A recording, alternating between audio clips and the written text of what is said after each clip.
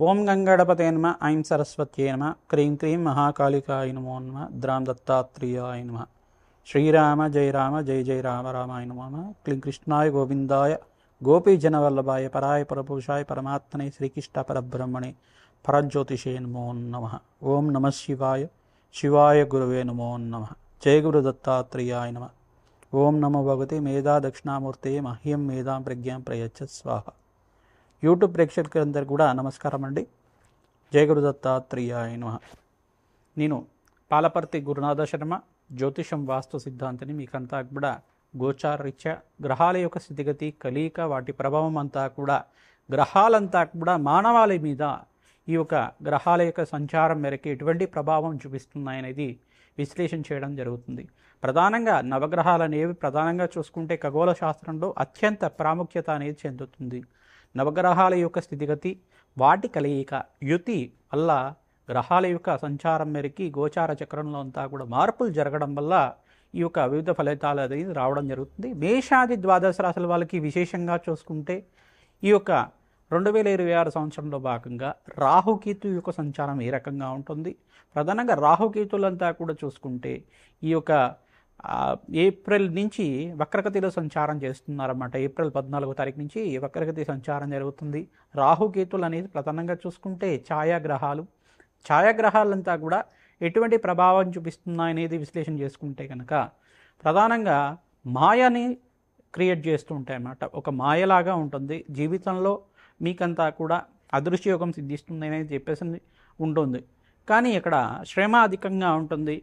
ప్రధానంగా చూసుకుంటే ఆ శ్రమతో కూడిన సంపాదన పెరగడం, అదృష్టం కలిసి రావడం కానీ, ధనయోగం సిద్ధించడం కానీ, మీ యొక్క ఆకస్మిక ధన వ్యయాన్ని కూడా సూచనప్రాయంగా చెప్పడం జరుగుతుంది. రాహుకేతులు అనేది ఒక భ్రాంతిని కలిగించే గ్రహాలు, ఒక ఛాయాగ్రహాలు అన్నమాట.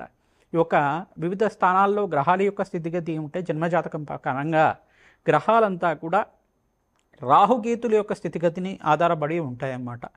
ఈ యొక్క రాహుకేతులు ఏ యొక్క రాశిలో ఉంటాయో ఆ యొక్క రాశ్యాధిపతి యొక్క అనుగ్రహం మేరకంతా కూడా నడుచుకోవడం జరుగుతుంది.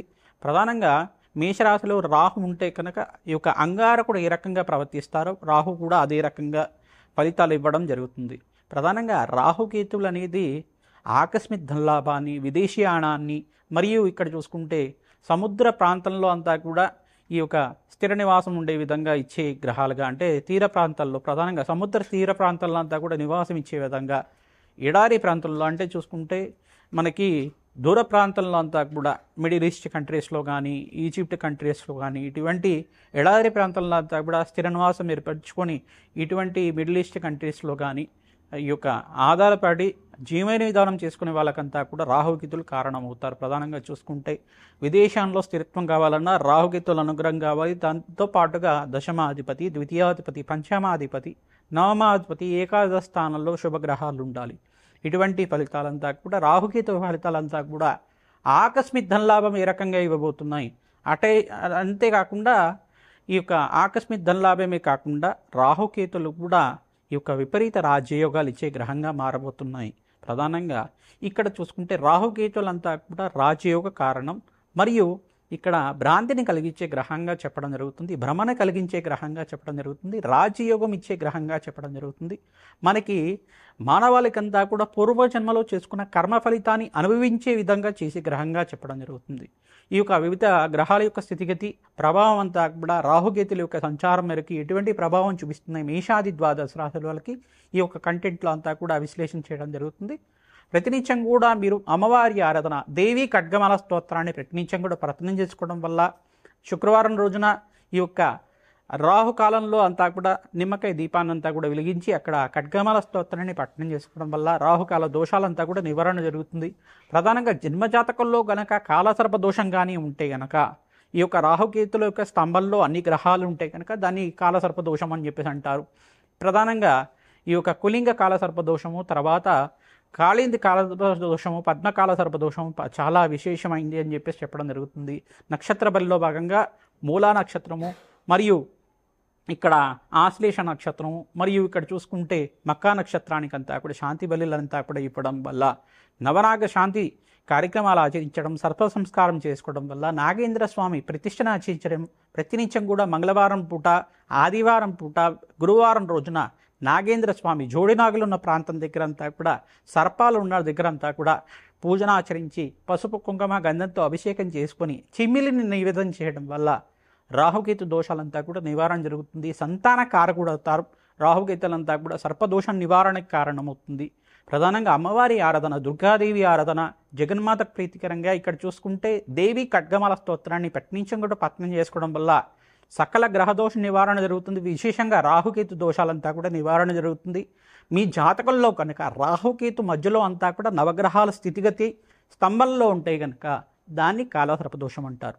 ప్రధానంగా కాలసర్పదోషం ఉండడం వల్ల ఆలస్య కళ్యాణం అవడం కానీ, ఏదైనా పని అనుకుంటే దాన్ని వాయిదా పడుతూ ఉండడం కానీ, అన్ని విషయాల్లో కూడా ఆలస్యం అవుతూ ఉండడం కానీ, వ్యాపారంలో మార్పులు జరగక ఎక్కడ మొదలు పెట్టుకున్నామో అదే పొజిషన్లో ఉండడం కానీ, పొజిషన్స్లో అంటే ఫైనాన్షియల్ స్టేటస్లో అంతా కూడా మార్పు లేకుండా ఉండడం, ఇటువంటి ఎంత ఖర్చులంతా కూడా పెరిగిపోతూ ఉండడం, అప్పుల బాధల్లో పడిపోవడం, ఇదంతా కూడా రాహుకేతు దోషంగా చెప్పడం జరుగుతుంది. సంతానం ఆలస్యంగా అవుతుండడం, కొంతమందికి అయితే మిస్క్యారేజెస్ జరుగుతుంటాయి.